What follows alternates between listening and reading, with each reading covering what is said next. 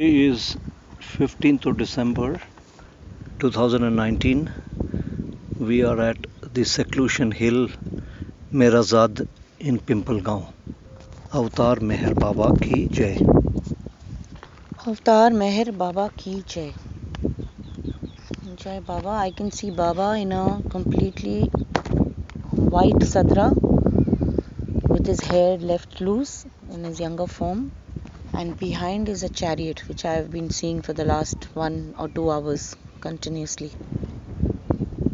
And Baba is actually doing like this. This is it. Pranam kind of an No. hand gesture with Like this. down. Okay. Hand putting down from up to down. Okay. And Baba saying, like pointing out to Manju, me, you, saying, I'm very happy you're here. From where this is like the record keeping of your karma bhumi, where it starts and ends, or it ends and begins, in whichever way you can take it. The chariot behind is a representation. It's very big. It's like really massive, very, very bejeweled, but there's nobody there.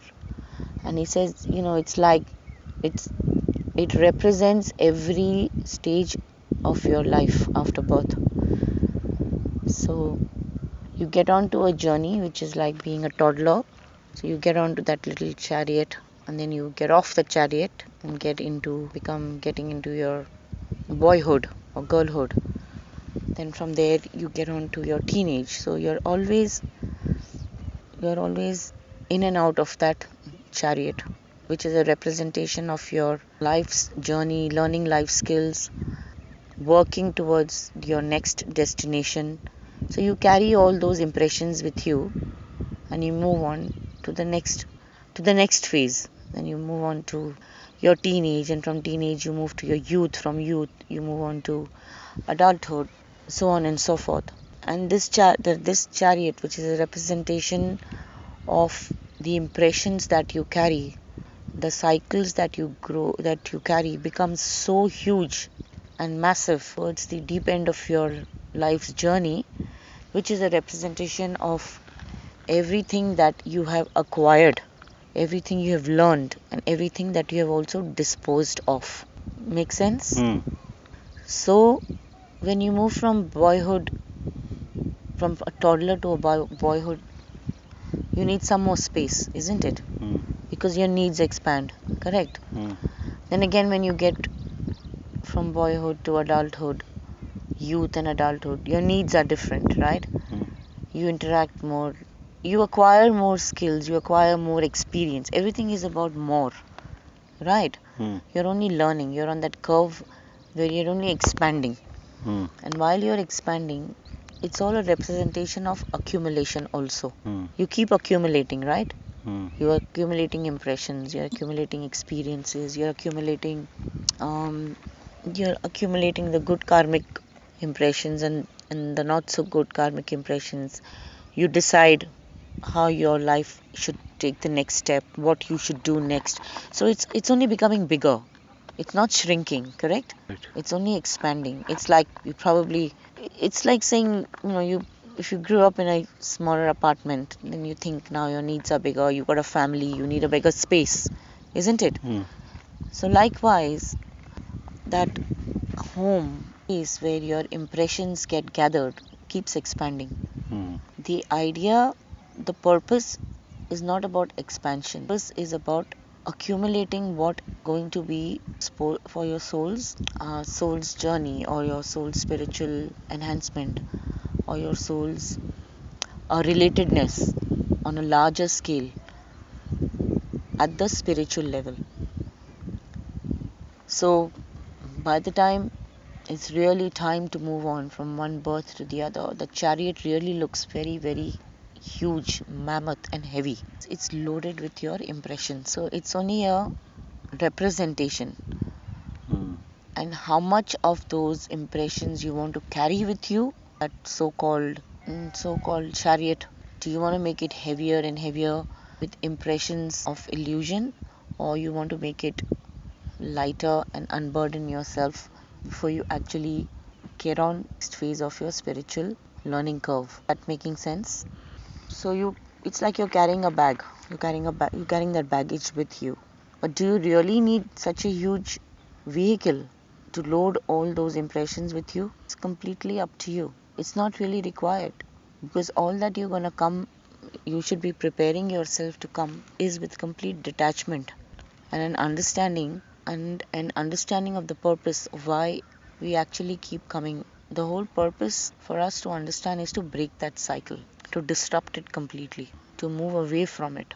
And that power to learn or to unlearn only vests you at the soul level. Because regardless of what you see, what you're taught, what you're told, has to be applied only by you. No one else can do it for you. The chariot, when you at the fag end of your life, when you've got to move on, the chariot might look so colorful and beautiful and loaded, but it's absolutely illusionary. It's not required. It's because all you've done is you've only made it heavier and heavier and heavier, right? But it has to be the other way around. The soul's impressions have to become lighter and lighter and lighter and lighter and lighter. Literally like a feather, weightless. And only a weightless, non-impressionable, pure, pristine soul will be able to relate and understand the very purpose for which it started its journey and what next. And hence, that's the reason I say that this is from where your journey will again begin. So explain that a little bit more. What is the connection of the chariot and the seclusion hill?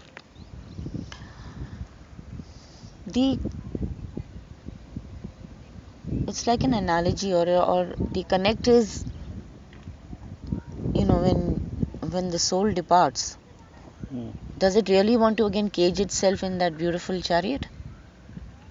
Or it's happy to just move around weightlessly? You understood? So basically the chariot represents all the cumulative impressions of your birth after birth after birth, right? But that's not really required. It's up to you how you are going to make it more and more and more loaded, correct? But the purpose is to make the chariot lighter and lighter and lighter. Yeah. Yes. Any weight that you carry only burdens you, right? Correct. It's not making you lighter. It's only burden. It's giving you more discomfort, isn't it? Correct. And that's how the whole purpose of moving on in time is to make it more lighter and lighter and featherweight, and not get bogged down with impressions that you carry. So in terms of the seclusion hill, like what does the seclusion hill represents? What is the connection of the seclusion hill with that?